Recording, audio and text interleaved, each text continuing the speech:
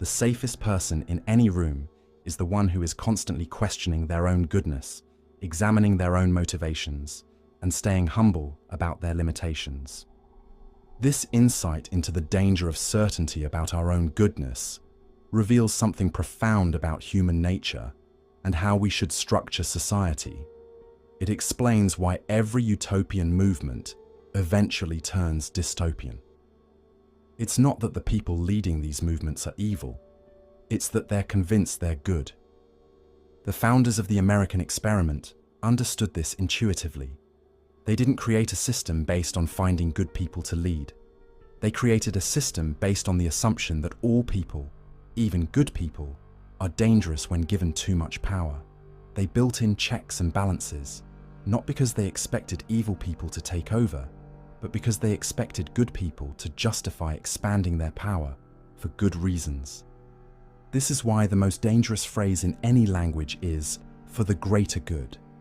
It's not that pursuing the greater good is wrong, it's that people who are convinced they know what the greater good is become capable of justifying almost anything. They become capable of sacrificing individuals for abstractions, of destroying people for ideas, of inflicting suffering for future happiness. Diogenes understood that the only defense against this trap is radical honesty about our own limitations and motivations. He lived in voluntary poverty and discomfort to remind himself that he could be wrong about everything. He questioned every assumption, including his own. He refused to get comfortable with any identity or ideology because he understood that comfort breeds certainty, and certainty breeds cruelty. The implications are staggering.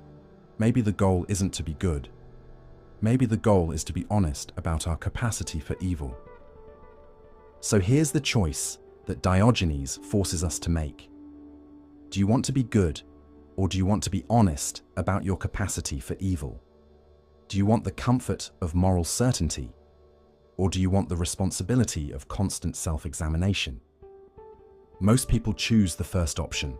They want to believe they're good people who would never cause harm. They want the comfort of moral certainty.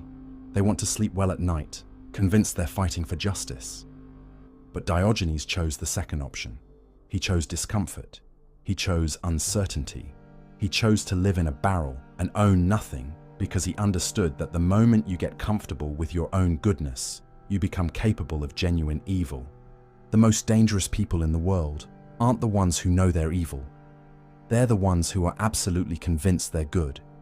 And the only way to avoid becoming one of them is to embrace